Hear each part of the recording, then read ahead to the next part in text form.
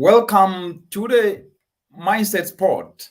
Today, we're going to discuss a very important topic, a topic which is crucial to millions across the world. Studies shows that specifically textile and clothing in developing regions like Africa is the second largest sector after agriculture. This sector is documented as holding the potential to create jobs for millions of young people across the entire African continent. Cumulatively, the market value on fashion in Africa is estimated to be 31 billion US dollar. That's a lucrative opportunity. But this is costing the environment. Manufacturing jeans, for example, takes up to about 7,000 liters of water. This is what a person drinks over 7 years.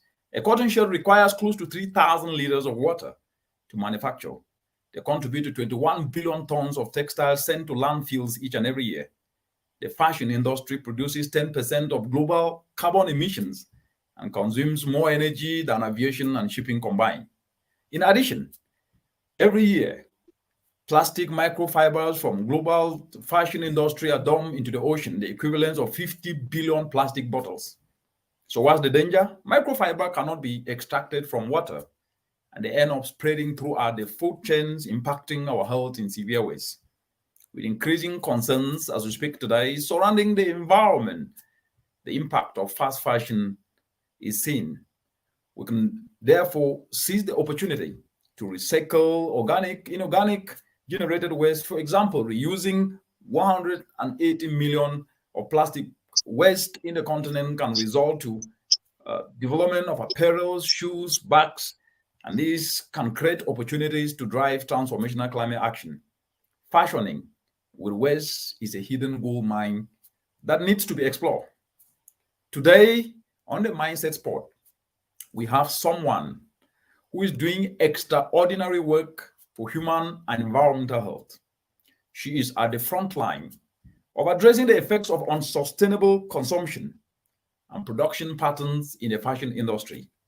She is Adejoke Lasisi, an then innovative volunteerism actor extraordinaire, an African fabric designer, an environmentalist, and the founder of Planet 3R and Joke Links Weaving School, where they primarily convert textile and plastic waste into innovative products. She has showcased her products at various events across the world and exhibitions both at home and abroad. Through her work, she has been at the front line of sustainable fashion, for which she has earned widespread accolades. Among these accolades, more than 15, but I will just name a few here today. Recipient of Vice President of Nigeria Grant, the National MSME of the Year 2020 recognition for using her weaving skills to save the planet by converting plastic and textile waste into eco-friendly products. She's been awarded by the President of Nigeria as one of the 5 young innovators of 2020. And she is the winner of the Africa Green Grant Award 2020 organized by 1111 Tour Foundation. Her work and journey have been featured in local and international media, including Al Jazeera, BBC, and many more. It is my great honor to invite this great champion of the environment and entrepreneurship, an innovative volunteerism actor extraordinaire, to share more of what she does and potentially inspire many across the continent. Welcome, Adejoke. How are you today? I'm doing all right. Thank you so much. Good evening, sir. Good evening, everyone. Excellent, excellent. It's really a great pleasure to have you on the show today. And first of all, congratulations for the amazing work that you are doing. And Thank you. To our viewers who have tuned in, what I would like to start off by asking you is, first of all, you did your degree in Obafemi Awolowo University yes. in Nigeria. And this degree was an economist degree. But when you finish this degree, what I noticed is that instead of roaming around and complaining like we see many do across the continent, you instead focus on retooling your skills in turning waste into apparels, into bags, into shoes. What I would like to hear from you is, how did this come about? Because this is not the usual way that we see young people graduating and getting into. Of course, there are a few, but I would like just you to tell us how this came about. Okay. Once again, thank you so much for having me on the show, and I really appreciate. And hopefully, people are going to like one or two people are going to get inspired by this show today, and also be an active, innovative volunteerism as well. So once again, my name is Adejokela Sisi, and I am from Nigeria. So what actually motivated me to start this Waste to Wealth? So it was not actually onset, like I've always been someone that is into waste to wealth, although I like to have a clean environment and like having this thing. But to me, then I was like, okay, it's not my problem to solve that. It's the government. Like, why should I be the one to solve this problem that I see around me? And many of us always think about that it is not our problem, that the government needs to like be the one to do it. But the truth is, like, if we keep waiting and keep waiting, this thing is affecting us directly. It's not even affecting this government that we keep waiting for. So it is still us that is staying in that community, in that environment. So wherever we want from it, like whatever, if you are looking for something positive to come out of that environment, that means that we need to take care of that environment positively. And if you are looking for the negative aspect to then just neglect it, then you are definitely going to receive that. So growing up in an environment, whereby we have a lot of waste, like, the waste wasn't even as much as this. Now we are generating more waste than the way when I was growing up. Like, we actually take all this sachet water, table water. We're always taking water from, like, there's this container that is always there at our shop that we take water from. So it was not like we keep generating more waste. But now there's even electronic waste, this, that, a lot of things now, a lot of gadgets, a lot of things that people just keep producing. They just keep producing them, new things. So like then, and like I was even like thinking there was a problem then, not even like now. The problem is even now much. So when I graduated from the university, I studied economics. I was actually a medical student, but later left medicine for economics. Then I graduated, and the skill that I already acquired from my mom, which is weaving. Then I started my service. I started weaving gradually. Although my mom, my parents did not really they didn't support it initially, because they were like, why did I go to school? Like, they wanted me to work in a organized settings, like white collar job and stuff like that, like they've invested so much in me. Like, why would I just like put everything into just one skill like that, weaving like that? So, but with the right attitude, like, I was able to convince my mom that, okay, this is actually something. There's a problem that I've been able to identify in the community. I'm bringing in a solution. There's a vision. Like, I can see that there's something that we really need to create from this, because I saw the decline in our cultural heritage. People stop using something that is from Africa. They don't even want to see it at that point. Like, everything, we just keep importing things into our country instead of us to be producing something and export as well. So, with time, my mom started like, okay, maybe she started just supporting small. When she saw that, okay, I was actually making impact small in it. And you're like, okay, maybe she would do this thing. So later on, when I started doing the Ashoke weaving and we started making more impact, I was like, how can we make more impact in this environment? Because I realized that problem was not going away, and it wasn't going to go away. Like, I now told myself one day, I said, okay, that means that if I'm expecting someone somewhere will come up one day to come and do it, that means that what if that person too is actually thinking like me? Is thinking that someone will come and do it, and everybody will keep thinking the same way until that problem just be there, like nobody to solve that problem, because we are all thinking that someone somewhere will just come and solve this problem. And actually, like, we are the one that can actually solve our problem. We are the ones we have been waiting for, like Barack Obama said. So I think Adejuka, let me just jump in here. I think your journey to where you started is quite very, very interesting. And I think the way you have enumerated it, it's something that is quite very, very unique. And I believe the youth and even those who are young at heart listening should really be picking this up. And you said we cannot just wait for government to do things. We need to start trying to do it on our own. and that entails learning skills. So what I just want you, as you explain that, to add on is, because you are a fabric designer, and the way you do this is not just something you are doing it for a living. It's out of passion. And I've watched you very carefully. You do this with all your heart. You give your all into this. And that passion, one can see it. It's quite very visible. But you combine the environmental dimension into it. So what made you to not just do fashion for fashion, but at least you decided to look at it through the environment lens? That's very interesting. So I would like to get, so I'm actually getting there now. So in the community where I stay, there's this bridge that leads into my community. So that bridge is it can only contain one car at a time. So whenever during the rainy season, anytime, like once there's plenty rain, there will be flood that will not be able to cross on that bridge into our community. Like you will see people have to like park their cars, like people have to like go and sleep in their friend's house in town. Like we will not be able to enter that community. Likewise, if it rains overnight and it's much like that, we will not be able to come outside that community. So it's actually affecting a lot of things in that community. So I was like, okay, what is the cause of this problem that is always causing this flooding? It is not just the rain. It's not just the rain. Like the root cause of the problem itself. And that's when I always encourage people, like when you're trying to look for solution to something, look at the root cause. What is actually the main cause of that problem? So I realized that many people just dump waste on the streets, in the drainage, like some even go to the extent of going to pour their waste into the river. And most of all these things will not just go away. And some go to the extent of burning it. So I now realize that, okay, all these waste are actually accumulating and, clogging together and not making the water to flow freely when it rains like that. So I now thought of it, okay, you can't just tell people to stop doing things when you don't give them an alternative, when you don't create a solution that, okay, this is what you are going to do, instead of you to be doing this.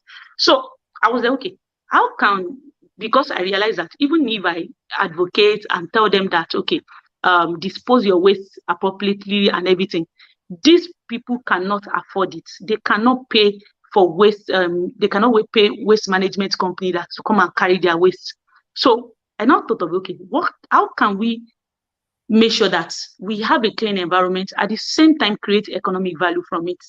So I now started making research on my own skill that I already have, that, okay, what is it that I'm very, very good at, that I know that I'm very good at weaving? How can I use this weaving, this fashion, to actually create change in my environment, so that it's not just about the fashion now, but at the same time create opportunities for people in this community, so that the waste that's being generated from like by them is also creating value, also creating money for them.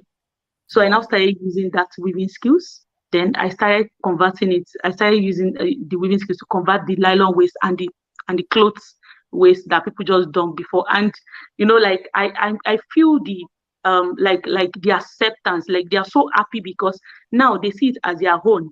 They take care of that skill in the community a lot, because they know that, okay, with these skills, their children are making money, their wives are making money from it. Like at the same time, their children are getting good school bags.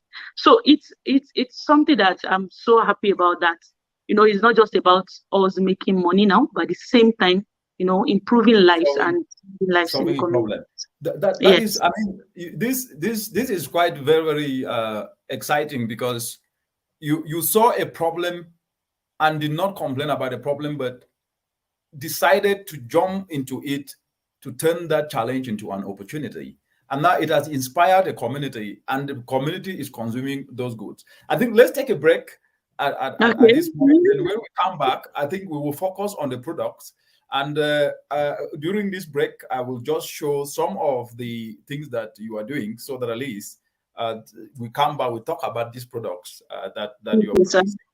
All right.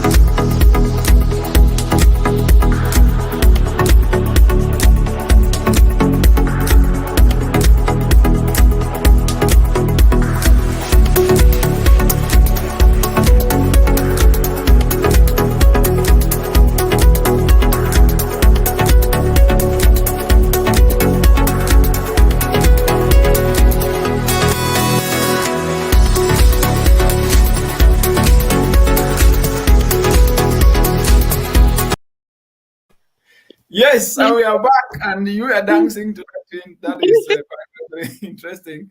Yes, I mean, look at the kind of products that you have actually produced just by turning waste into this. Please, maybe just explain these products and how you got each of them by actually using waste to do this, so Okay. that those who are listening can really start to understand. Because when you look at these products, they're so nice and very, very eye-catching that Thank if you. you tell somebody that they're coming from West, I Okay. can bet that very few people will say, no, this is not so. Yes. Yeah, so what actually happened, like, it was not always like this. It was not always this fine or this neat. And I always like to share this part so that when you are starting something, you don't always like to be like, okay, you want it to be perfect. And when it's not perfect, you feel like you are failing. No, you are not failing. You're actually trying new ways of getting it. So when we started, like, the product, even me myself, if they sell it, if they say that I should come and buy it, I will not be able to pay for it. Like, so those are the kind of products that we're actually making for at first. But I didn't give up. I was okay.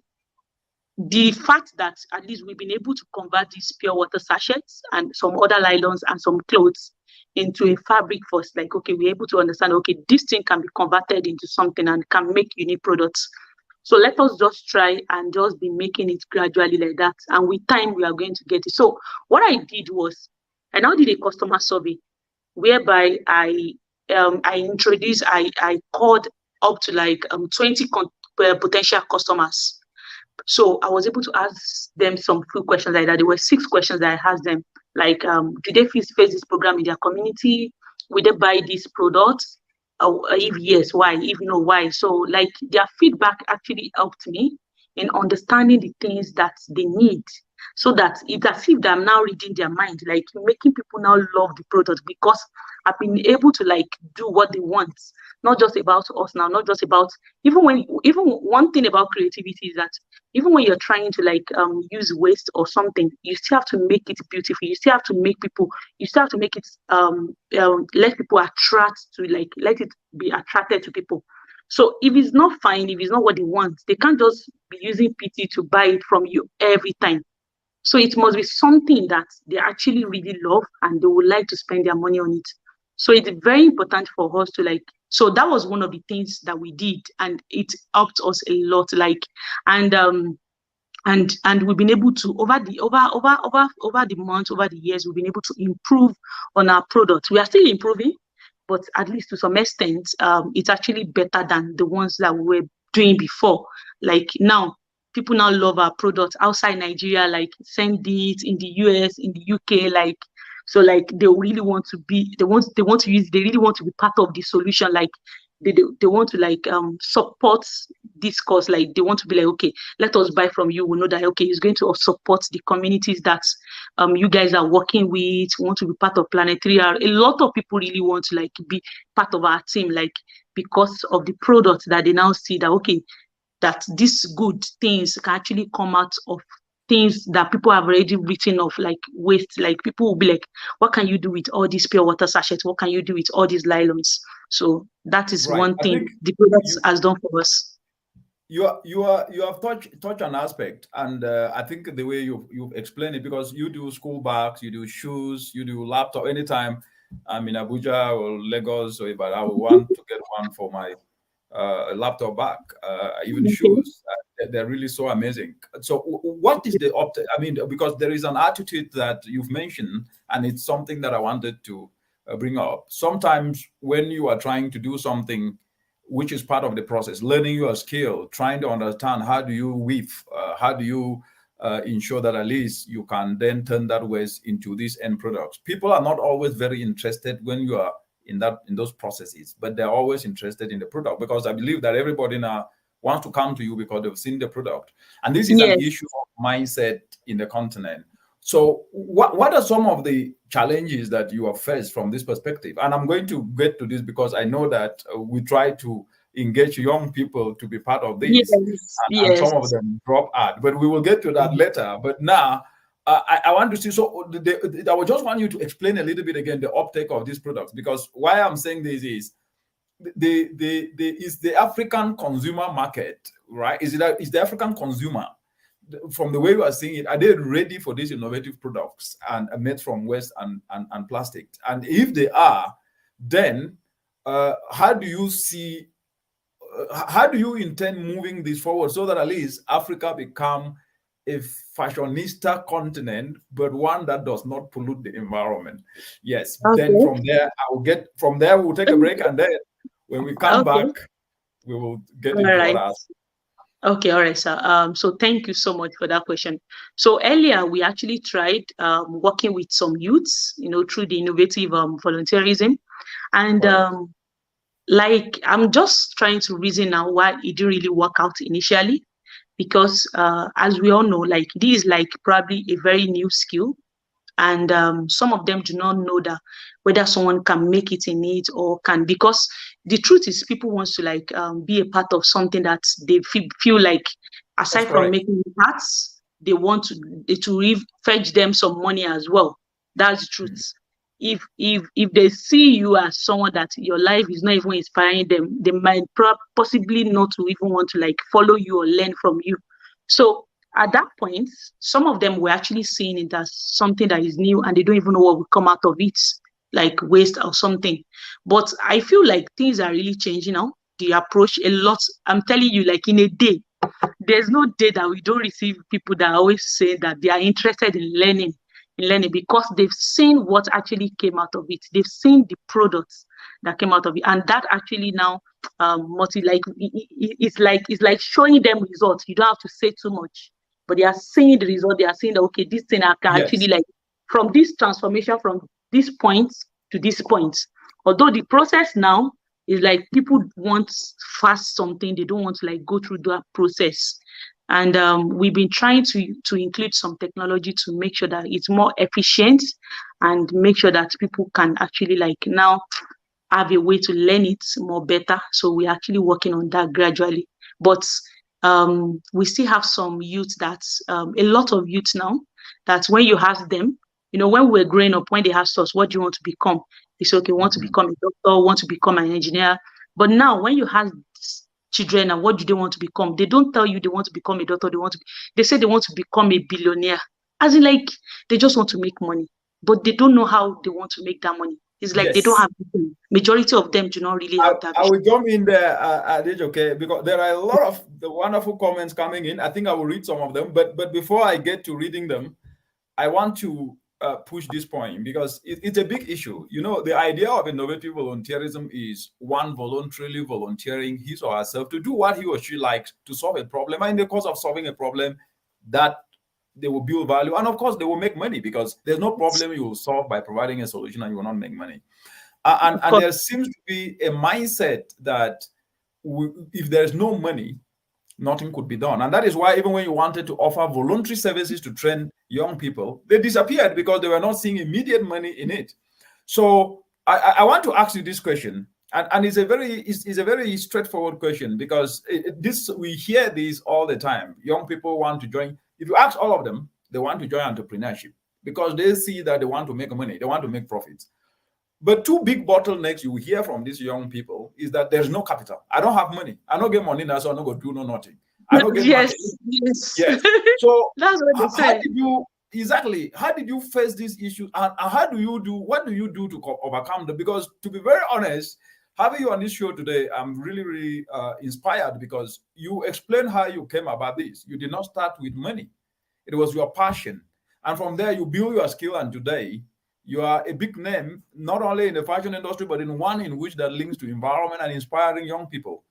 So what would you say to these naysayers, which I call it naysayers because it's not true? If you use your own story, it's not true that you need to have money to start. So what would you say to them? Yes, one thing that actually, like, see, I always tell people that if you really want something, you would get it. Do you know that some people that I like that if you want something, you will get it. Yes. There are some people that actually saying that they don't have money to do their business. But you know that they actually need maybe like 50,000 to do their business, but they are using phone of 150,000. Like, sometimes priority, like majority do not set their priority right. And once you don't set it right, it becomes difficult for you to even achieve what you aim to achieve. and you now be wondering how other people, you don't want to make sacrifice. You want other people to drop their money. You don't want to use your own little money too.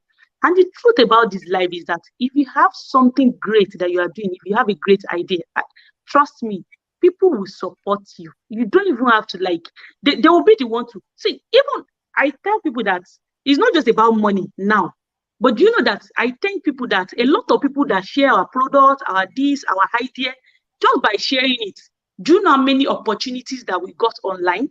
Even the Togo trading that we did.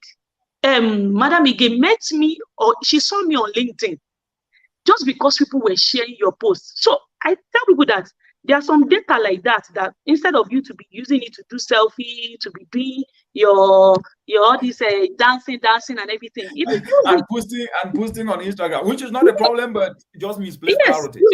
That means that you have that data to post all this dancing and everything. So what if you use that data to not post about your work and talk about it? If you're doing something genuinely great and solving a problem, people will share it for you. They will make sure that it will get to that stage that news will come. Do you know how many all these news blogs that came to us? And through that, people got to know about us. They wanted to buy our products. They wanted to do this. So, a lot of things like that. It's not just about money now. It's about even positioning yourself, making sure that, okay, you are putting this thing, sometimes I wonder why some people be like, you don't know about some people's work at all. You don't know about anything they do. All they do is using their data to share about other people dancing, doing all this challenge online and everything. Check a little challenge, some dance. And they come online and they keep complaining that they don't have money to start business. But you have money to buy data, to use it to share all this dancing and everything.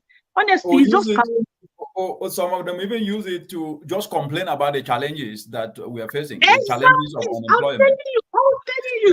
Instead of them to use that data to make research, and a lot of things like that you can actually get online and you can learn from other people. But like I said, it's still the mindset, like you said.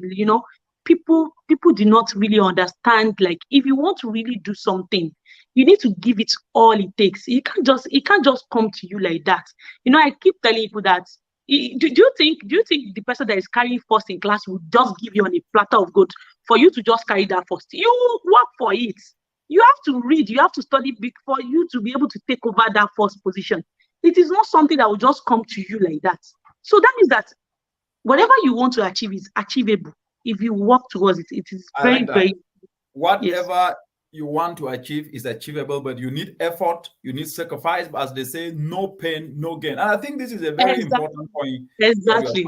You're touching, because most of the young people are there. They're energetic, they're passionate about things, but sometimes they forget to know that you need to sacrifice. And from what you are saying, you said something which is very important. And I think Mark said this, he did put it here, which I'm going to also project, that setting priorities right is important. Misusing priorities means missing opportunities. So when you have that data bundles, you go online, learn a trade, learn a skill, go and Google what Adejoke is doing. Learn. Because what we are saying here is that this attitude of, I don't have money, so I cannot start. From what you are saying is that ideas bring money. When you offer value to community, you bring money. And so I'm just really building on that. And this is really a very, very important point. I think we will take a break. And when we come back, I will still detail on how do you get markets? Because another aspect is, okay, you ask a young person to do something and say, volunteer yourself, learn a skill. We will guide you. We will train you. But they say, where will I end up getting these things bought? Instead of trying to do something like you said, when you are doing a product, and that's a very important point you said, you must make it acceptable to the people. So you need to know your context. And that is something that a lot of people... It's about them. It's not about you. Correct. It's about them, yes. So they start off thinking about themselves, and then they forget about the community that they want to serve. So when we come back, there are a lot of comments here. This is quite very, very exciting. When we come back, we will then get into that. But let's take a break at the moment. We'll be right back. Planetary Hour is an initiative that was created in response to a global call for environmental safety. My name is Adejoke Lasisi. I'm the founder and creative director of Planetary Hour.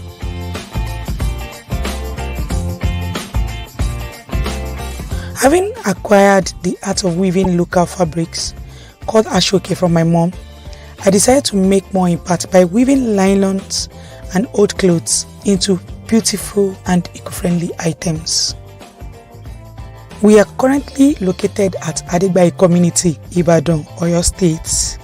Winning the MSME of the Year award, which came with a brand new car, cash prize and award plaque, has really created a lot of platform for us to connect to peer network and also learn from proven leaders.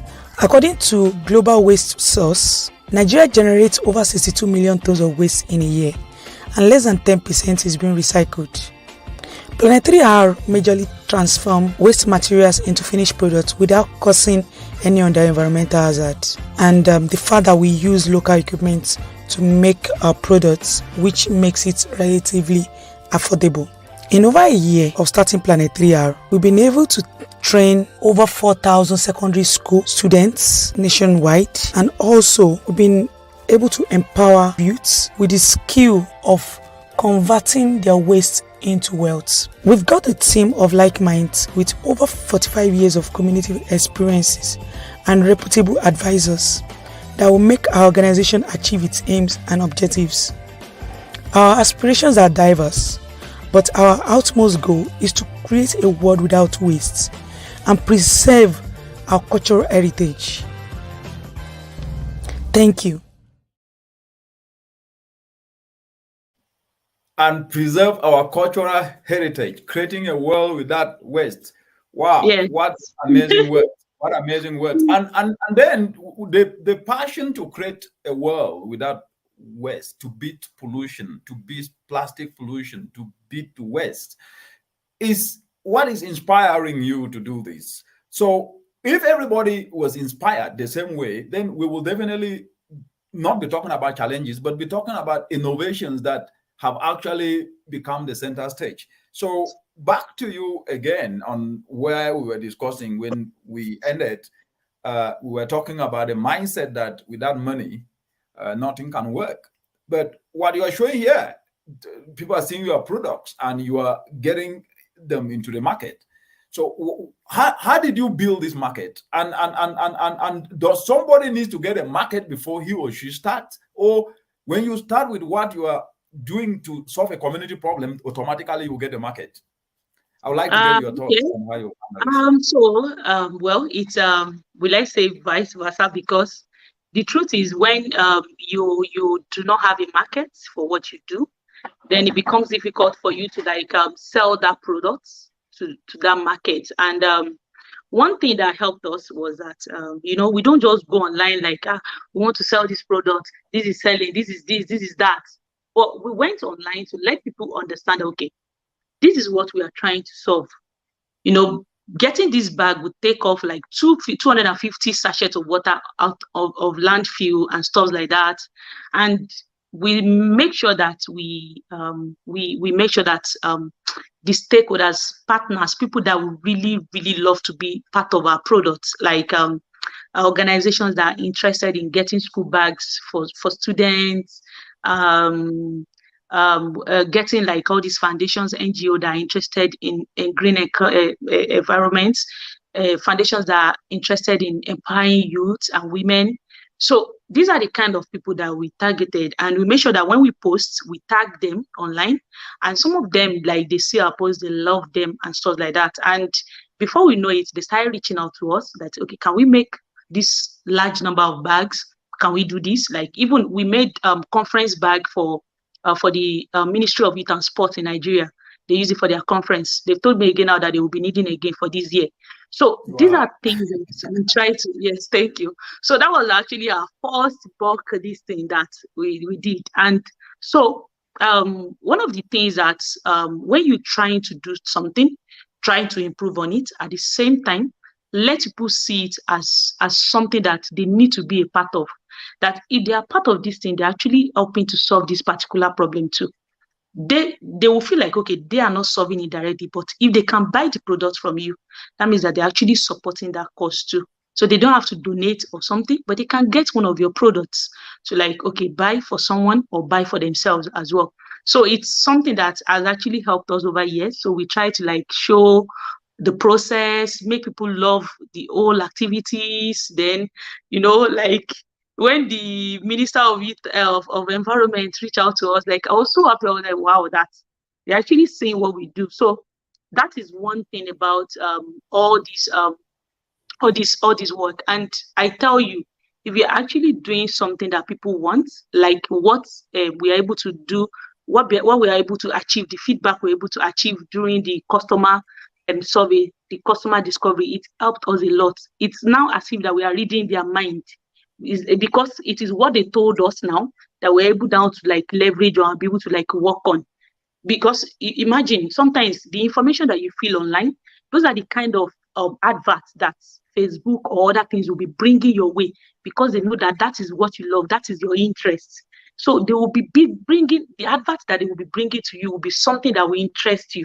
Likewise, when you want to get people, when you want to like understand them, that's why you see all these companies, they keep doing survey almost every quarterly or something or monthly, because they want to really understand you. Is in writing what you write, by the time they now do the feedback and collate together, they're able to understand what you're actually feeling and what you want. So by the time they create it, to be like, it is people reading my mind. I love this. I want to get it. I want to do this. But it is what you've actually said.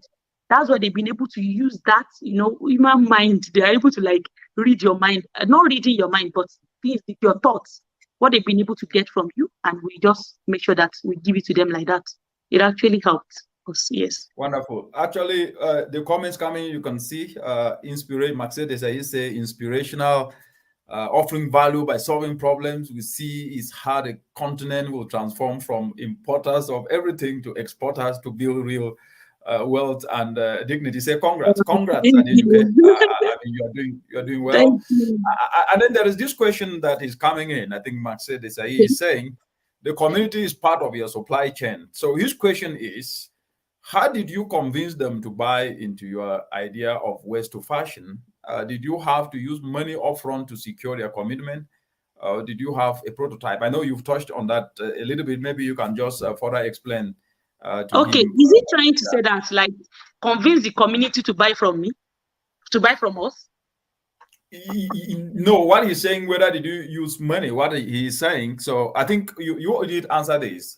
What he is trying to ask from this question, from my understanding, is that did you convince them to buy into your idea of waste to fashion?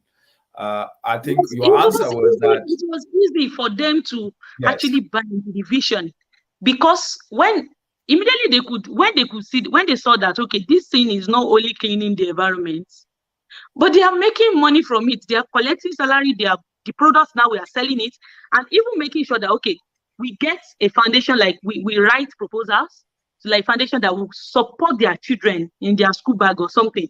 So they don't even need to like pay or buy the products, because the truth is they are not even our target markets.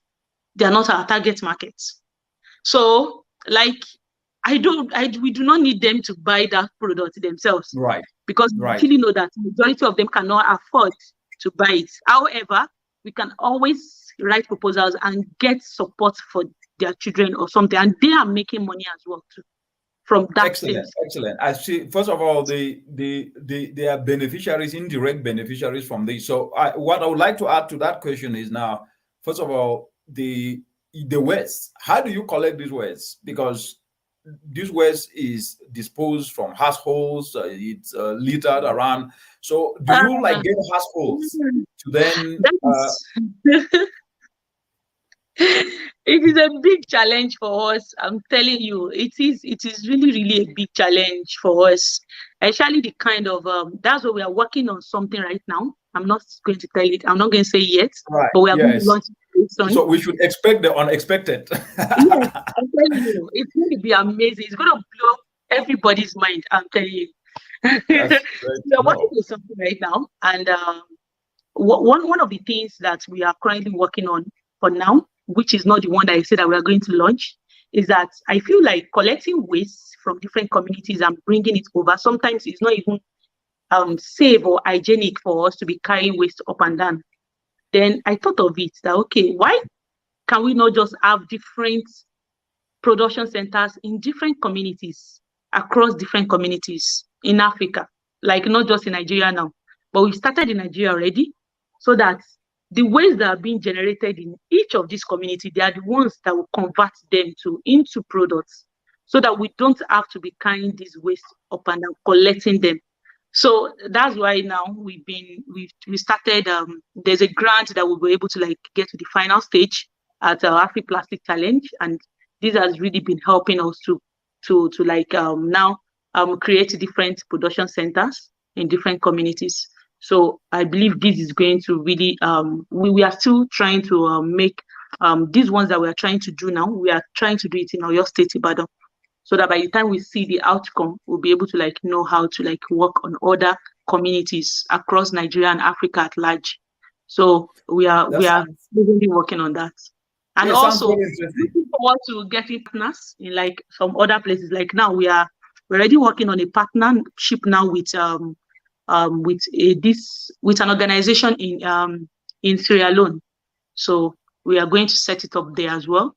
So in different places like that, I believe that before we know it, we are going to achieve that. Actually, it's a movement. It's a movement. The power of innovative volunteerism is real. I think so. Have you thought about, before I get to the next question here, I mean, and very positive comments, how about most of these households who threw away these inorganic waste and plastic to exchange it, maybe not necessarily for money, or pay them a little fee and then they collect. So it's pay as you go, which is still fit into your idea. Have you tried that where they collect the waste then for a little fee, or they can exchange it? Yes, we do that. We actually do that. We do that little fee. Then some people, they prefer, like some people just be like, no, it's not just about the money for them, that they just love to give us. So we try to appreciate them with some of our products. Excellent. So that they can use the product. Excellent. So that's what we do. Because I do not buy into idea of giving people like all this iron, all these stuffs, because eventually, if anything happens, even after 10 years of giving them maybe that iron that you give them from that stuff, and it shocks somebody or something, they will say it's from you, that you are the one that give it to them, or you give them food, they now eat after 10 years, and someone's tummy now turn, they will say it's you that give them food. So it's always better. It's better just money. My own approach is money or our product. That's all. So yeah. That is good. I thank you very much for that explanation. I think that sounds really great. So another question is that, which structure did you use to engage the community at the start to be your supplier? Did you go through cooperatives, one-to-one engagement, or marketplaces, or what bed did you use? Okay. So what we actually did was that was very easy. We went to all these community meeting, all this landlord meeting, association, and everything like that. All right. So that was the approach that I used. So went there to talk to them about it. Okay, this is what we love to do in this community, blah blah. And they were so excited. We showed them, okay, then we would like to go around to like clean the environment. Then during the cleaning exercise, to it actually like create more awareness to more people. Then what we did again to be able to like get attention of most of all these parents is by going to schools. So we go to primary schools, secondary schools, because like for us to really get this change, we have to maintain awareness at all levels. So it doesn't have to be like one place, you leave a place out. So from children, like you have to make sure that you create that awareness in them, because there's something that I've actually learned through my 4-year-old son. Like whenever he just wants to like throw something like that, I'll be like so unconscious, like he now understand like, no, I cannot just drop this thing on the floor. I need to make sure that I put it in waste. Or when pure water sachet, like he can now understand, like he knows how to weave, like he sees us like that. I was like, okay, I don't want him to grow up until he becomes 9 years old that I started weaving. Why not just create a small loom for him? So I now designed something small for him, whereby he can now weave his old clothes into rug and stuff like that. He's so excited, and even like talk about it with his friends. And people started reaching out to us, schools, even UNICEF reached out to us. They were so excited about that project that can actually like make children more excited, at the same time learning about having a clean environment and also having fun while doing it. So that was the way that we're able to get to most communities, especially through schools, because those children will definitely go and tell their parents about the exciting things that we do, because we show them how to cut it. They're always so excited about it whenever we go to schools like that, to train them. You are touching a point. This is, I mean, and because there are 5 aspects that are picked up from what you are saying. First of all, to drive a solution, you actually have to sacrifice. You need effort. You don't just need to sit. You need to market your product. You need to make people see value in it. Exactly. So this is a very important point. The other point is to actually ensure that you can be able to have the generation that can take up these aspects, nurture with their skills, and that is how you are getting them to do so. And another aspect is waste is a resource, and you are showing your 4-year-old that this is how it can be done, and so he grows up knowing that. That is quite very exciting. There is a question that is coming from Kenya. I think is Natalie. She says, "Great contribution. How can I learn from Kenya? Is there an online program? What do you tell her?" We don't have an online program yet, although we are working towards that. Maybe before the end of the year, hopefully. So we are working on that. Perfect. And Natalie says, "You are so inspirational. You all need to do more like you." Yes. Thank you so much, Natalie. Yeah, that is so inspirational. That is good. Maxé Desailly, he says, "What are the key selling points of your product to those who are the major buyers? Is it affordability, loyalty to you as a person, or is it the uniqueness of your product? Also, what is your target niche and market?" All of the above. Like I'm telling you. All of the above. I like that. All of the above. Wow. Like all right. That product is unique. So people are loyal to me, like, Adejoke Lasisi is doing something amazing. You just want to be a part of it, like that. And a lot. It's so interesting to some people. At the same time, they just want to be part of that solution. Like I said, like they know that they can't just come to be collecting this waste or be converting it for us, but they feel like, okay, how can they support us? The only way they can support us is actually to buy from us. And they actually, like, I get a lot of response through that.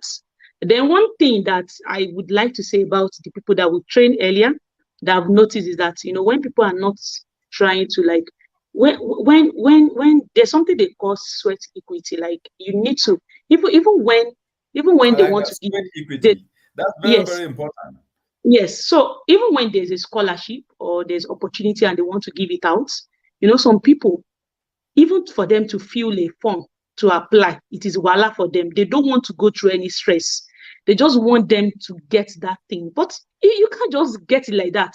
So even I will jump in here. And why I'm jumping in, because you are bringing up a key aspect that really constitute this mindset change that we're discussing here today. There is that kind of attitude and that oblivious mentality that things need to be done for people, which exactly. I think that from what you have explained, you have to do things for yourself. People can only support you, and people will support you when they see value in what you offer. Exactly. And I really want to hammer this point that you have actually touched, because the attitude is, when you offer free training like you did, when we arranged the free training, the youth were not interested in it. They will not be serious.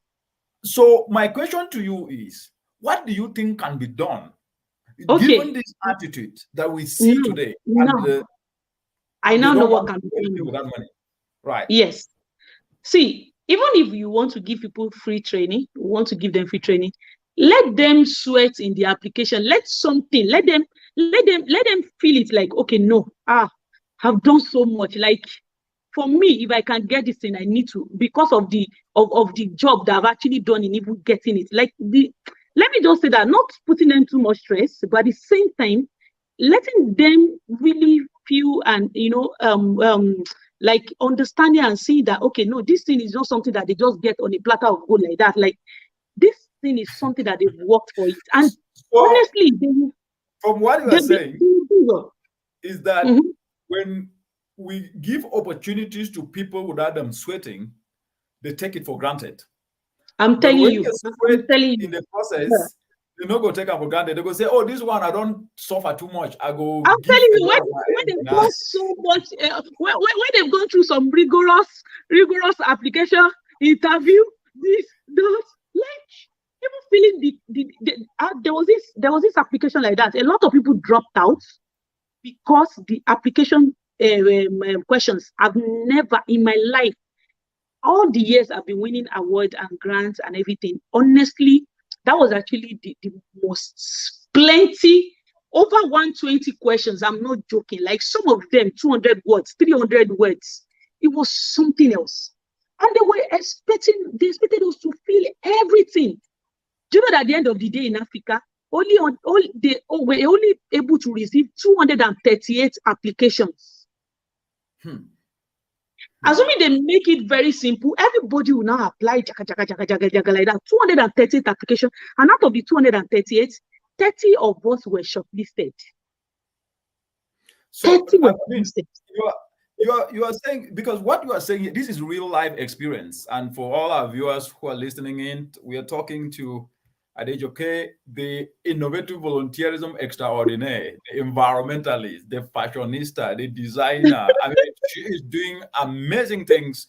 And if you're listening in, please, this is the mindset spot where we discuss solutions to the challenges by turning environmental challenges into opportunities.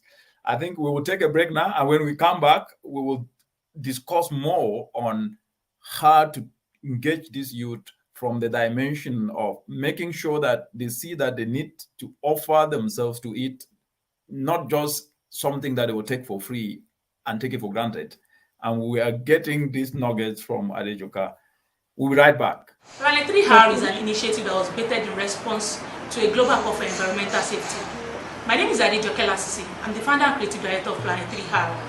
Having acquired the art of weaving ashoke, known as the local fabric in Nigeria, I decided to use the skill that I have to make more impact in the community by weaving nylon and textile wastes. What makes Planet 3R unique is our ability to transform all these wastes into finished products without causing any environmental hazard, such as bag, wall hats, we have shoes, and so on.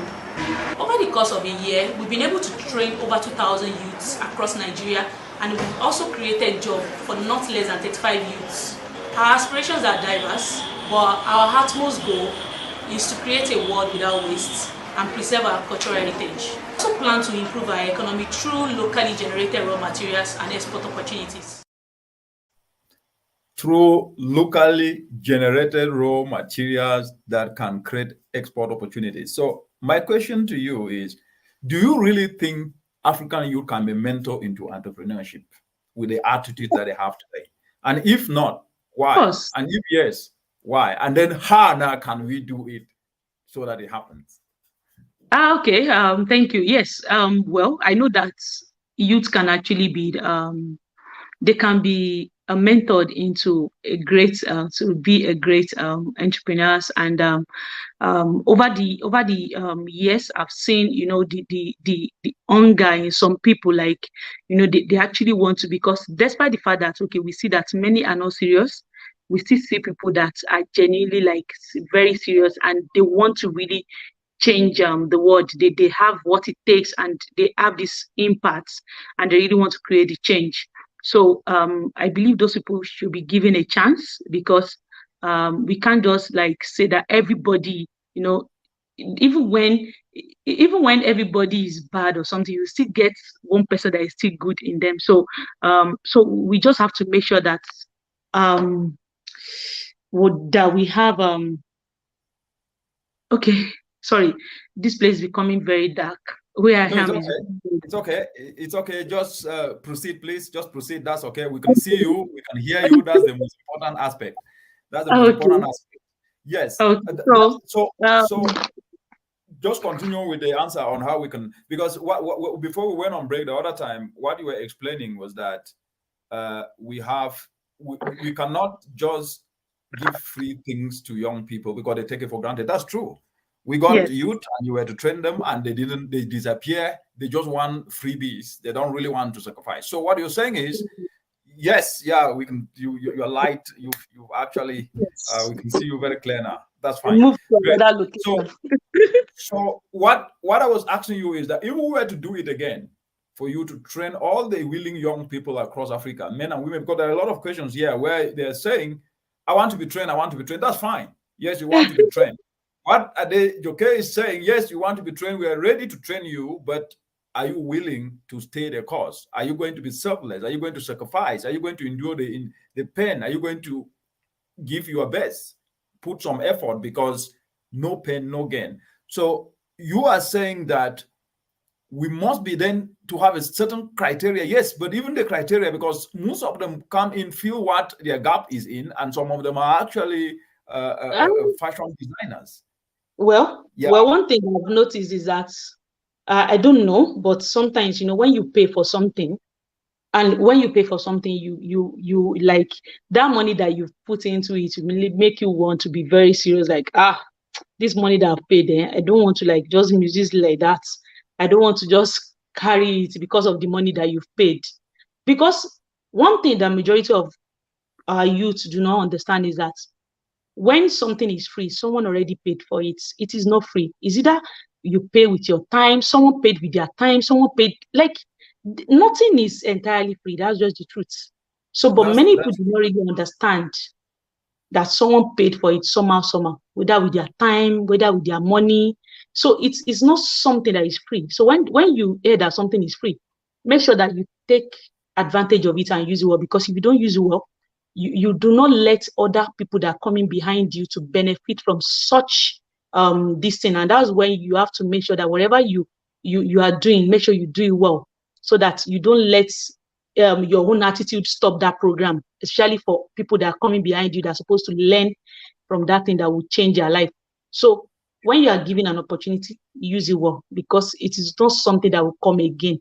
So many people are not giving. Are you listening? For those out there, you listening? When you are given an opportunity, use it well, because this lackadaisical behavior that people need to do things for others, and then when you are given an opportunity, you don't take it seriously. There are people who are waiting just for that single moment to seize it. And why I want to build on this point is that there is this attitude that opportunities should be given for people. And I would just want to belabor this a little bit, because when young people graduate from university today, I mean, there is the belief, because young people are doing excellent work. You're a young person doing excellent work, but from your experience, you are also guiding other young people to know that opportunities are not given. Opportunities are seized. Opportunities are created. And when you are given that opportunity, know that it's a rare opportunity that you might never be given it again. So you need to seize it with all your heart. And I think this is a very important point, and that's why I'm just emphasizing it. And thank you very much for saying that. You seize opportunities. And there's a question here coming from Maxé Desailly. But before Maxé Desailly, there is Iswama. He says, I would love to learn from you. How do I reach you? So that's fine. I think how you reach her, she's on Twitter, she's on LinkedIn, she's on Facebook, everywhere. And as she said, when you are online, use your time to search what she's doing. Drop a note to her on Twitter, on LinkedIn, and she will. But one of the things that I have actually noticed, and I just want to share this a little bit, is that training individual is not cost effective. Training a group of people is cost effective because you can bring impact at scale. Yes. And what we've been doing with Adejoka is that there's innovative volunteerism. Go and register, become an innovative volunteer, and then she will train a group of young, willing people. But this time around, it's not going to be free. She's going to devise a means in which you have to sweat. Either you must prove that you are willing before she can be able to offer her services, because this is value she has created over time. And she cannot offer her value for free when you yourself, you are not also sacrificing to offer yourself to be trained and be dedicated. Very good point. I just thought I should touch on this. But Desailly is saying here that you said the community is not your major buyers. So are you? So is it foreign markets that are the key ones? Maybe you can just clarify. No, actually stated did before. Even from this Nigeria, like some parastatals, like Ministry of Environment, some foundations that are interested in doing all this, getting all this back to school for students, foundations that are interested in youth empowerment and women. So they partner with us, we offer training, they pay us. So it's a win-win. So some of these people to, okay, these school bags, we want to give it to communities in our name, we customize it in their name. So no big deal, everything needs to work together, because the truth is, okay, we make money from it. Those communities too, they make money, you know, and they eventually give it out for free to students in school. So these are the kind of things, although we have individuals to that buy here from Nigeria at the same time to and abroad, but like, it's not just, our target is not people in that community, because the truth is we're actually trying to help that community. We feel like, okay, one major thing that you can really, you can't, like I said earlier, you can't tell people to stop doing something if you don't even provide a means, a solution, another alternative for them. So I told you that these people cannot even afford 2,000 naira or something in a month. That's like $4 to pay monthly to get waste management companies to come and carry their waste. They cannot afford that. So that means that now there are some things that are actually related when it comes to SDGs. So we need to make sure that we take care of the poverty first before you can even be talking about climate change or clean environment or something. So this thing actually linked together. And I keep saying it that if waste is well managed, you know, it can actually unlock a lot of opportunities. And that is what we are doing right now at Planet 3R. And that is in the Vongo says, when life gives you waste, don't waste it. And actually, he's saying an awesome interview, and that's what he said. Yeah, and there is this aspect you've mentioned, which is waste is a resource, and I want to find out whether you have engaged cooperatives, because the communities that supply you waste, the communities that you engage, they have become your market. So are you, like, for example, engaging churches and engaging those institutions that bring people together so that at least they can also become like a market for your product? And how has that worked out? You mean which institution, please? I did not get that. I'm talking, for example, churches. You said you are engaging schools as well. But yes. And also cooperatives. I think Nigeria, in East Africa here, they call it chamas and sakos. In Cameroon, where I come from, they call it Njangi, Hasis. In Nigeria, I believe there is a name, right? How do you call it? Even though this cooperative too, they are either in mosque or church. Like these same people that are in that community. So it's I just know that, you know, it's everything takes time. Like building takes time. So all these things, you know, most of the time you can't really figure it out from the beginning. But the more you go into it, the more you start getting a clearer way of achieving that goal. That, you know, is like when you want to achieve your vision, it's like climbing stairs. So the more you climb stairs, the clearer that place becomes, like that up there becomes, and you'll be like, okay, this is something that I can do again. I can still do again, and to make sure that it's better.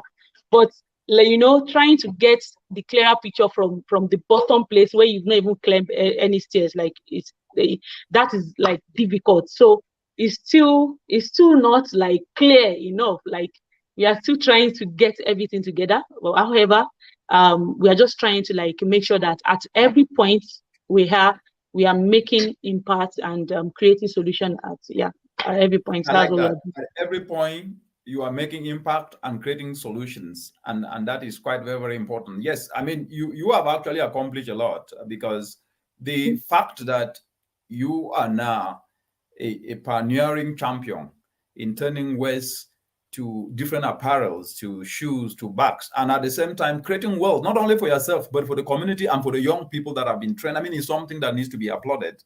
And I can see Mr. Obiro saying, great.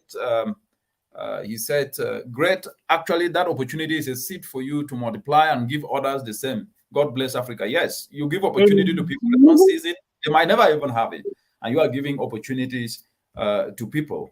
And this is really something that is quite very exciting. I want now to take you to the aspect of which I would like to get your views on this. Yes, when there is a problem, everybody complains. Yes, even if not everybody, most of the people will complain. And as they're complaining, most of them don't give solutions. But when you come up with a solution, and this is a real life experience that I've experienced, and many experience, you must have experienced this, but I would like to get a perspective. When you come up with a solution, especially a solution that have not started and you start implementing to solve that very problem where everybody complains, people don't immediately buy into it. And sometimes you need a resilient, what I call a resilient mindset to continue doing it regardless. People will dissuade you, people will discourage you. So if you did face this, how did you handle it? Because a lot of young people start something and give up immediately. I faced it. Ah, God. Even when we're starting, I told you, I didn't just tell you the story of that one. When we're trying to try to make it into fabrics, to convert those wastes, it didn't come out well. Like some will be so thick, some will be so thin. So, but at that point, we're actually taking notes, and that's why it's very important when you're at that prototyping stage or something.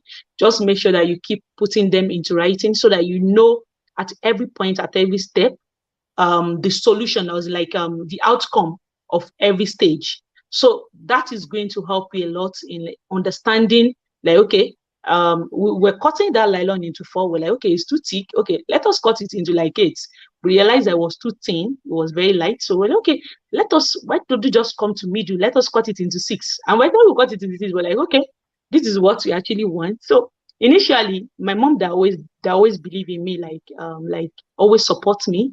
When she saw that I was doing that, she was like, Joke, you are wasting your time. Not waste time, Mahare. Don't waste your time. Like, she was like, this thing will not work.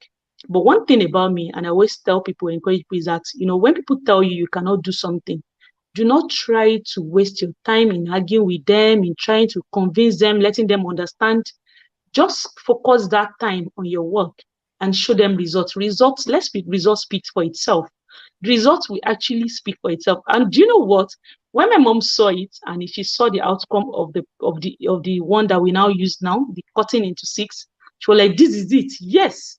She now started telling people, advocating on our behalf that, don't throw away this line. Oh, Joke, we need it. Oh, Joke, we need it, as in that I'm going to need it, And that is just the way it works. People are just, it's not as if that, especially your loved ones, it's not as if that they do not want you to succeed. It's not that they don't want you to go to that, but they don't want you to fail, because they know that if you fail, they are scared of that. It's going to, you are going to come back to them and you are going to weigh down. They want to see you happy. So they don't want to Adejoke, I mean, this is a very important point. Why?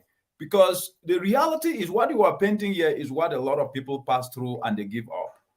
But I think this is something, and I'm really glad that we're discussing it here, and especially to the young people who are watching out there, that failure actually is part of the process. Because I don't really believe that there is anybody who can stand up, a successful person who can stand up and say that I am successful and I've never failed. And maybe it's in planet Mars. It's not possible.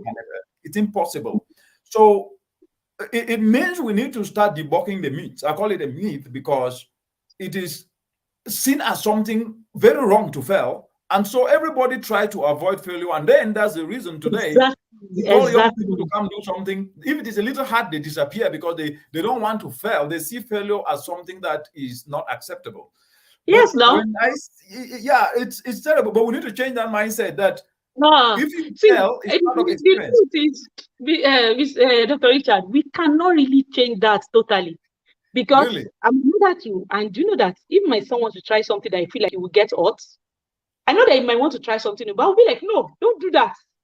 Like, it's the love. Like, sometimes that's why you see that sometimes it's always better for you to learn from an outsider that doesn't know you, that doesn't sometimes don't care. Sometimes you'll be like, especially when you want to do some things that are very risky that could land you to fall, to make you like have a bruise on your body, or that kind of thing, or emotional. No, I'm talking about things that are useful. For example, you started learning the skill to sew, And sometimes you may come out with a final product that may not really be the way you wanted, but at least you'll learn from that, okay, I missed to put this next time. Of course, I I'm did talking that. about solution failure in the solutions process, not failure. See, that's what I'm saying. I was looking for solution then, but my mom, she was scared because she doesn't want me to fail. It's not as if that they do not like these things that we are trying to do, but they don't want us to like go into something that they feel like there's no future there. They are not seeing what you are seeing, and sometimes it becomes difficult for them to accept it. Do you think that attitude, which is intended for good reasons but ends up not helping, is the reason why most of the continent's young people have missed out opportunities? No, because the truth is this thing will never stop. The truth is this thing has always been there. Like I watched a video. So how can we overcome it? No. This thing we just have to see. There are some things that it is inbuilt like that. You just have to keep pushing yourself to overcome it. Like you can't really say that people should not care about you. That's the truth. You can't say maybe let me I'm sorry, because our viewers, I want them to understand this. So from what you are saying is that the attitude of fearing to fail is ingrained in the system of many people across the continent. That's one, and that can never be changed. Fine. I'm telling you. Yes. So the question I want to ask you is that, using your own experience, whereby that attitude of your family not wanting you to fail or your loved ones not wanting you to fail, but at least you kept going and kept going. So what kept you going so that at least other people who are also afraid and being told by their loved ones, no, don't do it, you might fail, they can start to copy those principles and move forward? I think that's where I'm going. So what actually helped me is that I see every challenges as exams. So anytime I'm overcoming any challenges like that, I feel like, okay, it's the next step for me to get to the next class, to the next phase of my life. That means I'm actually going to the greater place. And so I make sure that no matter what, I face it, because if you do not face it, the challenges will hold you back on that place, and you will stay on the same spot, stay in the same class. That means that you are not going to promote to that next phase, to that next class. So once you have that thing at the back of your mind, no matter what the challenges you are facing at that time, even when your people are not supporting you or something, you just know that, okay, at that point, it is what, like, you actually need to face it. You need to make sure that you overcome that challenge. And by the time you overcome it, that is when people will now see that, wow, they will see that success, they will see the next class you are, and they will see, okay, wow, you've actually come out in flying colors or stuff like that. So actually just make sure that I see challenges as an exam. So no matter how it is, I feel like, okay, because I'm facing more challenges now than before, because now I'm already getting to some places, like, so I see it like, okay, I need to overcome it. I need different approach to make sure that, okay, I face this challenge and I overcome it. Yes. Wonderful. Thank you very much for that explanation. Please see challenges as disguised opportunities, and see overcoming those challenges as an exam that you are writing to go to the next class, because life is actually about moving to the next stage, and you cannot move to the next stage by avoiding one step. Then you will only be around. It has life has already like build us up for that challenge. Excellent. It can't, because it's as if that you've completed grade 1, you completed it, then for you to be able to get to that grade 2, that means that they want to examine you, that do you actually fit in for that place and everything. So that's just that challenge, like, it comes to us like that, and it looks strange, but really in reality is not strange. Like, it just it's part of life, and it has to come. So it's part of life and it has to come. I think we will take a break, and before we take a break, you are hearing from Adejoka Lasisi, the innovative volunteerism extraordinary, the fashionista, fabric designer, and environmentalist, and turning waste into apparels, into shoes, if you check out on her, please, she's on LinkedIn.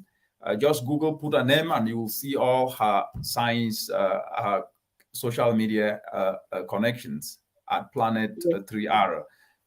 We will be right back, and when we're back, we will have to start running up, and I will ask you a question on how do you see Africa, transforming, using waste as a resource, and how can this be an opportunity to tap, despite the fact that people still think that West is just something to discard without really bothering about it. We'll be right back.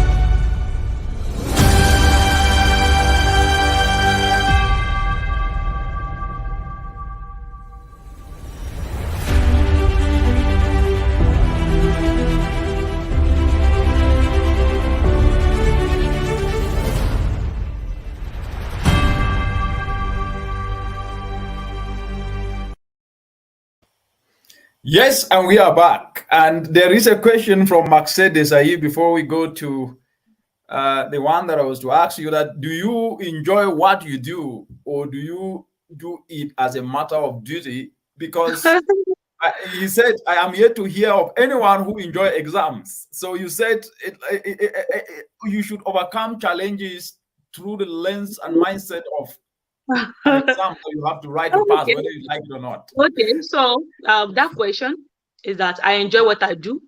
And, you know, the reason why I say that is not that you enjoy exam or you enjoy challenges. But the truth is, you enjoy what will come after it. You enjoy the results that you get. You are happy with the results that you get. So if you don't study, if you don't prepare for it, you will not be happy with the outcome. So there's no way the outcome will make you happy and make you even forget about those sleepless nights, those challenges. Like sometimes you even forget that you ever faced challenges in your life when some things happen to you. So because of the fact that the results will actually, like, you know, it will supersede all those the challenges that, or the outcome. So it will make you happy and forget, you know, when a woman is pregnant for 9 months, no matter the stress, no matter everything, by the time that child comes and they bring that child into your hand, honestly, it's just the most, like, you forget about any pain that you've actually had in the labor.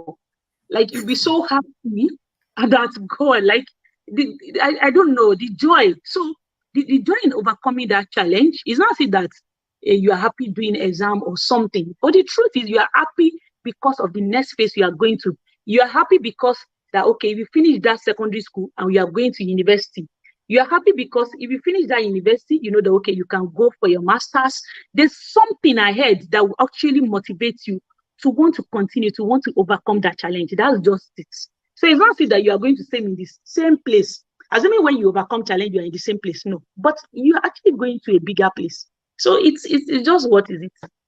I like the analogy of a mother who is pregnant for 9 months, but despite the pain she'll go through, she's just excited to hold baby. I'm telling you.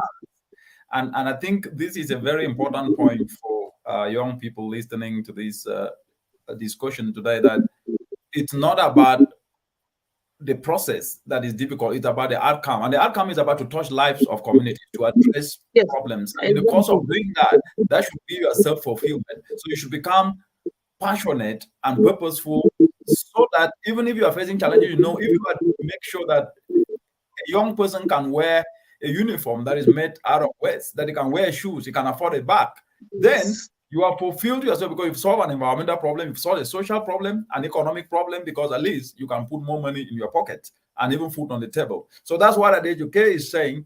And this is really an opportunity. I can see Mr. Owiro here saying that very true. I always say that innovation is like a pregnancy. So when you give back to it, that's when people will see it. That's why the world will see it. Exactly. Thank you. Exactly. Thank you for supporting my. Amazing. We have 10 minutes to run up. This is very interesting. I wish we could just go on and on and on, but this is really... Don't let us go on. Don't let us go on. It's quite very, very interesting. And I mean, that day we can still do it another day, anyways. Yeah, definitely. I mean, this is a conversation that we'll continuously keep having, because the reality is that fashion actually is the biggest sector in the continent after agriculture. And it is where jobs can be created. And so with what you are doing, definitely, it's an inspiration and at the same time an opportunity that can inspire young people to start seeing this happening. Like what you just said now, like last month, I was one of the 6 selected across the globe. So 2 of us were selected in Africa. Wow. So excellent. I was selected from Nigeria. Then the second person from Africa was selected from South Africa. So it's British Council Global Design Challenge. So we're expected to come up with a design, a challenge to showcase in June.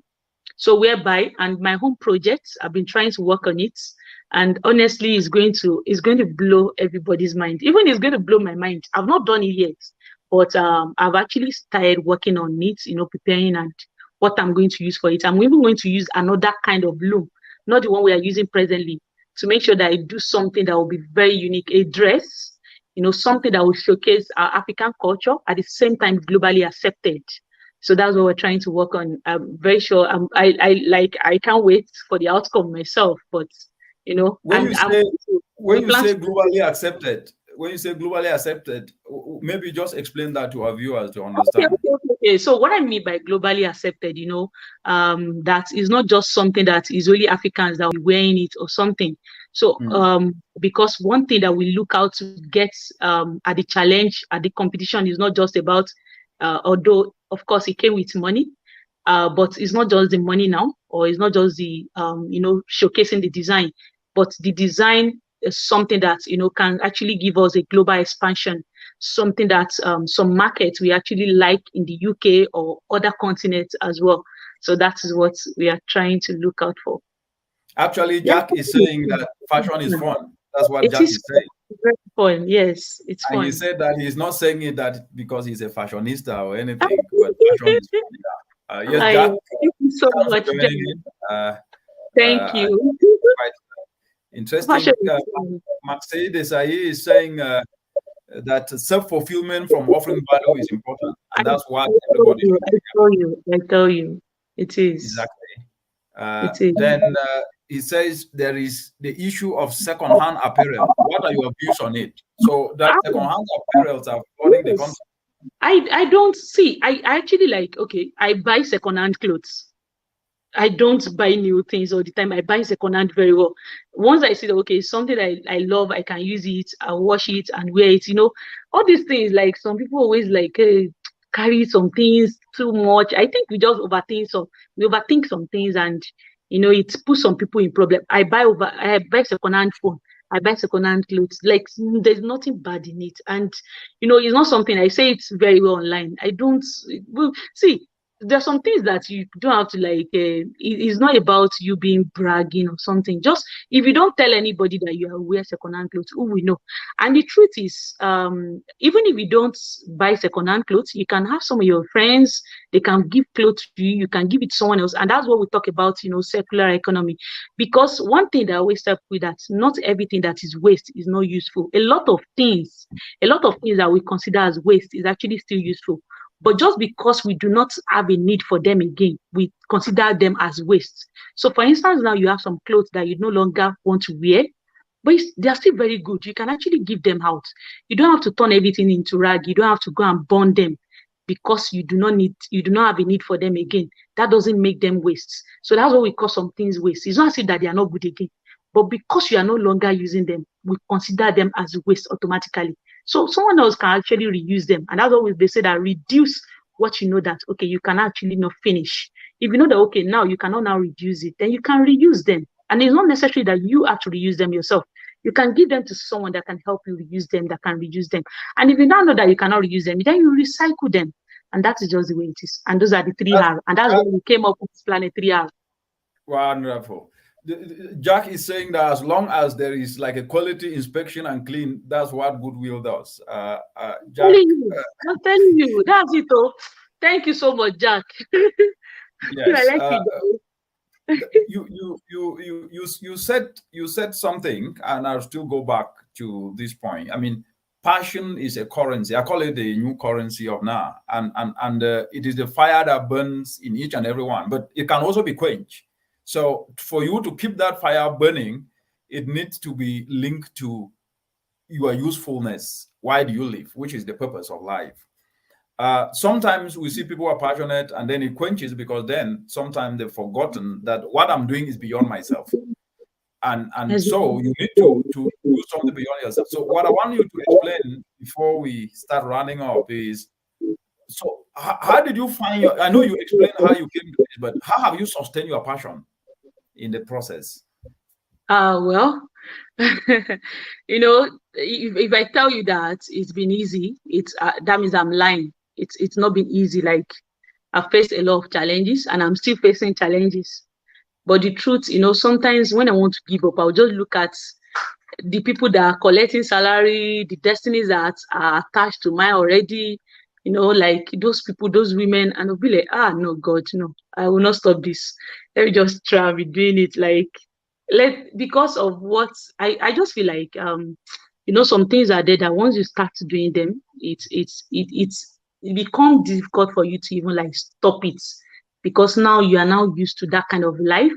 Because the truth is, nothing good comes easy, and you can't expect that all these things that, you know, you just get them like that, you just start, everything just work out fine. It might work out for some people, but you need to be able to identify, you know, when you are creating solution, when you are selling something, or when you are doing, you need to make sure that it is linked to a problem. It is what people need. Like, it is a problem in the community.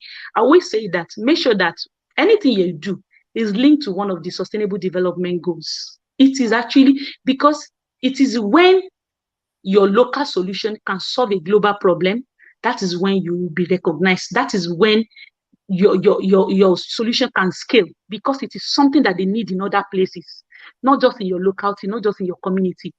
So make sure that your local solution, it can actually solve a global problem. So where are the global problems? You just go and look at all the sustainable development goals and understand the one that your own solution can actually like fit into and, you know, help solve by, you know, achieve it by year 2030. So these are the things that we really need to like make sure that we look at, and, you know, and it keeps on going, because we'll be like, okay, this thing is not just about me alone now. It's not even about my community. It's not even about my country alone.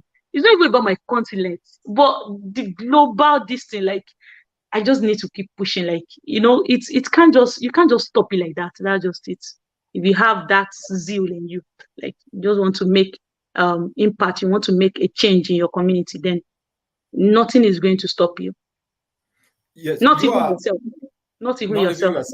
I like that. Not even yourself. Nothing is going to stop you. Not even yourself. Yes, you are applying innovative volunteerism principles. Voluntarily volunteering yourself to solve a community problem, a country problem, a continent problem, a global problem. And like you said, you must start from where you are, using what you have, and then solve a local problem that subsequently become a global problem. So what would you tell our viewers are the opportunities if they voluntarily volunteer? Are the opportunities with innovative volunteer? Because innovative volunteerism is that about you, the individual. Is not about me or you at that age. Okay, it's about the person who picks up the idea of getting a new skill, turning a challenge to an opportunity, and solving a community problem that links to the sustainable development goals. And that is how we can be able to drive a transformational society that leaves no one behind. So what would you tell them?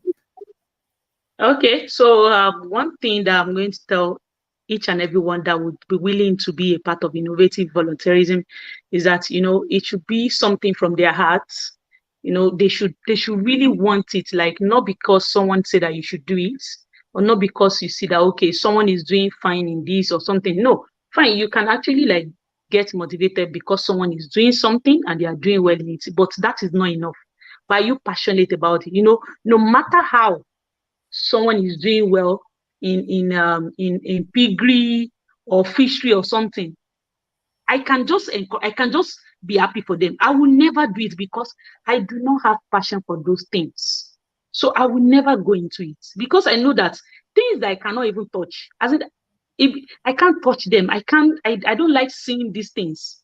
So how do I want to make impact in such things? So it should be something that, you know, okay, you really love it and you know that you can make impact and you see it as, or just find something in your community that, okay, there's a problem. If you're able to identify a problem in your community, now how can you get solution to it? So you can get someone that is already solving a problem, particular problem that you've been able to recognize in your community and learn from that person, like, okay, or go and learn it yourself. But do not just do things just because you see people are doing good in it or something, and it's not something that you are passionate about. Because when the challenges come, it's the passion that will still sustain you, that will make you stay there. If you are not passionate about it, forget how many, if you like, put millions in it, everything will just crash like that, because you cannot withstand those things. It's the passion that will be like the preparation for you, like studying for you, because you will not be able to withstand some things. A lot of people have started some work after some people. Like, you are hearing some names now, we are hearing some names, we want to be like them. But the truth is, when they set out to start, they are not the only people that set out to start at that point in that sector. A lot of people set out to start, but it's the passion that makes them to still be there, that we are still hearing them to today, that we want to be like them. A lot of people have to fade out because of the passion is not there for them. So do not go into things just because you want to go, but do something that you love to do, that you enjoy doing it, and be making money as well. You know, what is that? It's so cool. It's so cool. And you said it all. When everything is done, the only thing that sustains you is passion.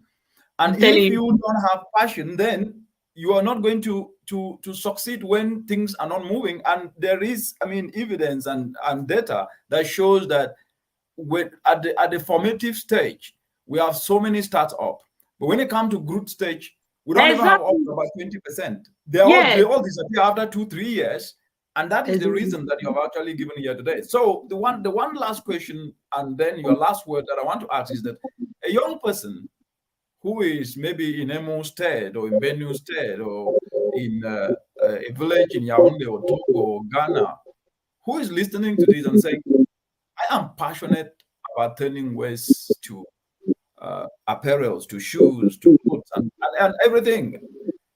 What can I do? I do not have any connection to anyone.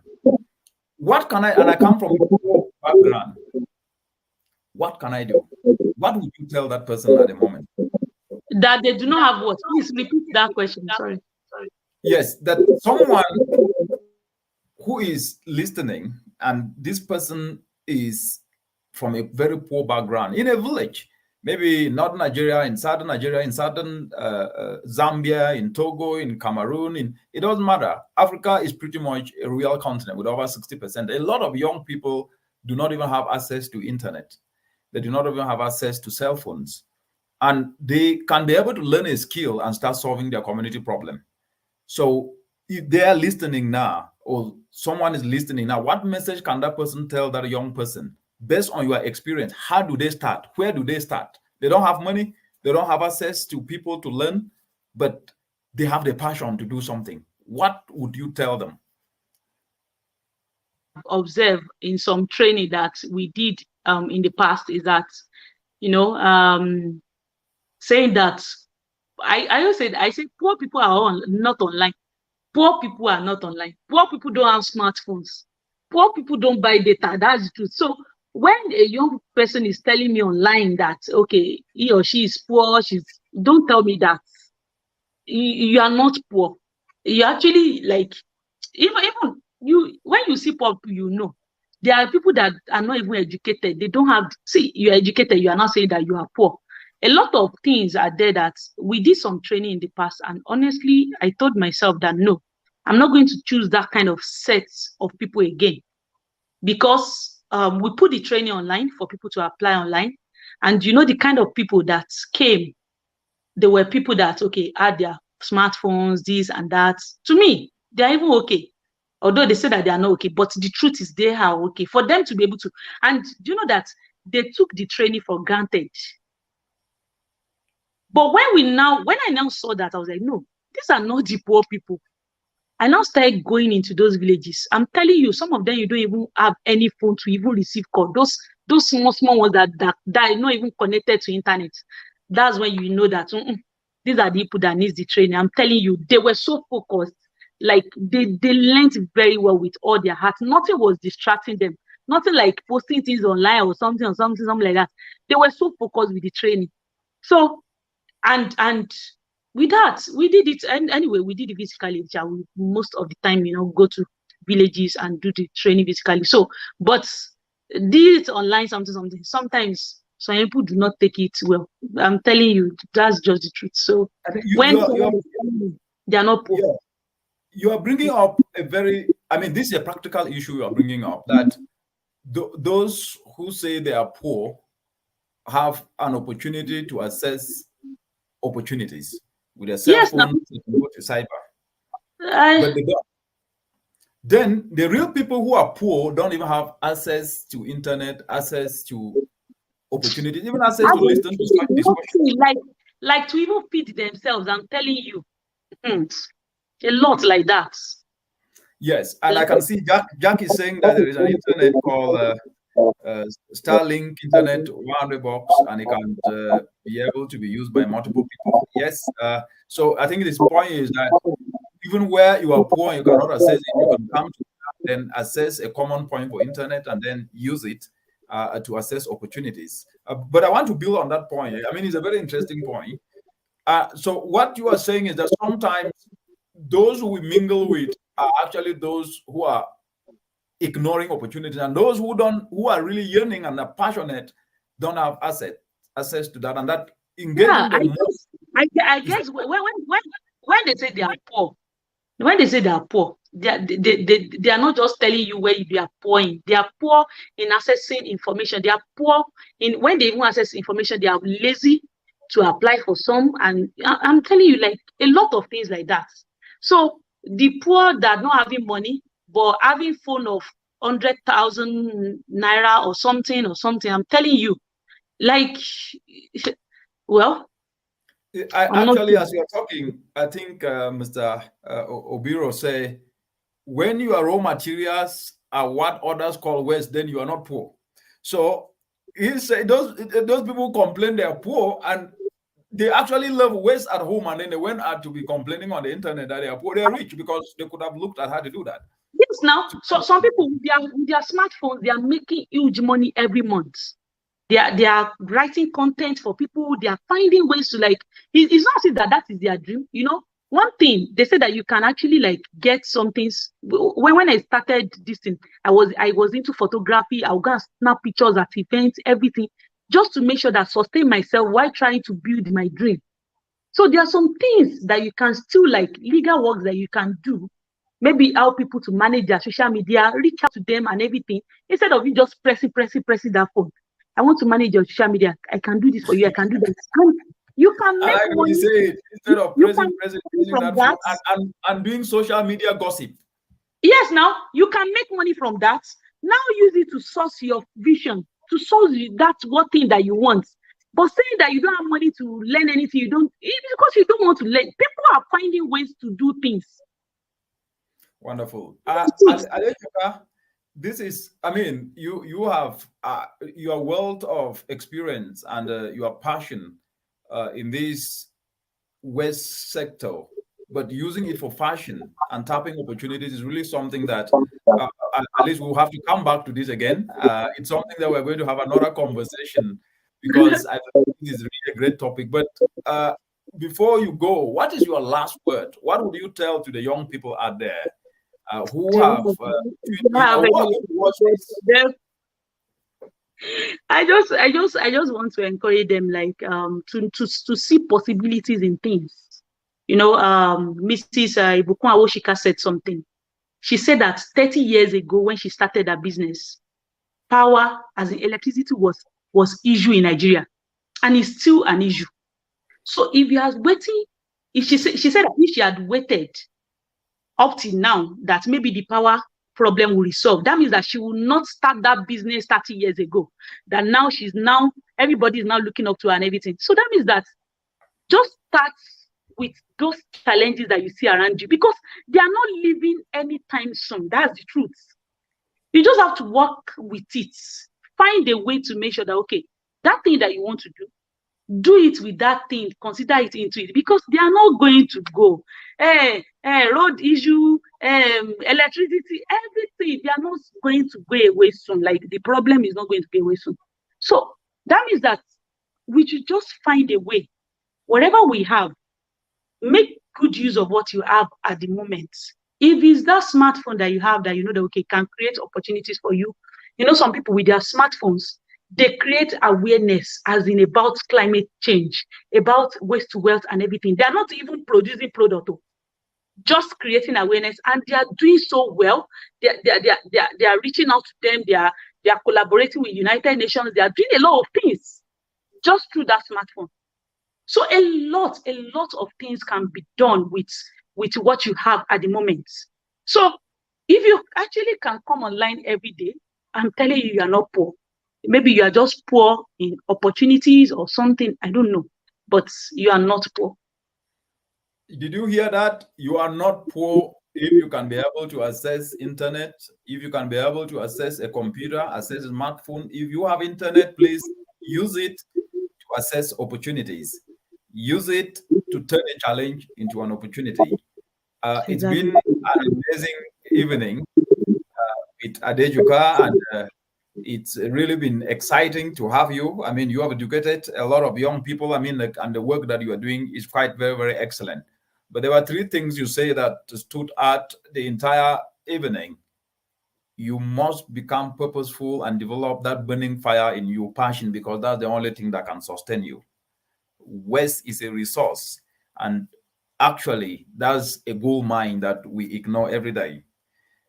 And lastly, you must be able to know that at least you endure pain, short-term pain, for long-term gain. And if you do that, then all the opportunities will come. Thank you very much for your time, Adejuka, and keep doing the excellent work that you do. And to our viewers, it's been a great discussion, and thank you for your comments. Until next time, it's been the Mindset Spot. Bye-bye.